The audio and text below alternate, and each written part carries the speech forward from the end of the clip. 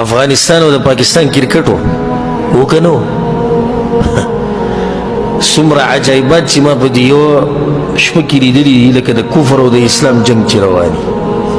او که چېرته دومره اهمیت موږ د خپل دین له ورکړی دی که نه الله به بخلی وی او که چېرته دومره سوچ او فکر زموږ د دې سره وی لکه وی یو رنځ چې ضایع کېږي هغه یو رنځ چې ضایع کېږي لکه زما سا چې زما نه وځي وی زه دا ویم که چېرته ما ورته دا ووایو چې یو رکعت د منځه زما نه ځي زما دنیا او آخرت تباه کېږي او کمې کنځلې او بدې ردې مسلمان رور دپاره یوه عقیده یو رب یو کعبه یو قرآن یو پیغمبر او مسله د کرکټ د لاسه دومره دشمني زه تاسو څه وایم ما خو متابعه پرون وکړه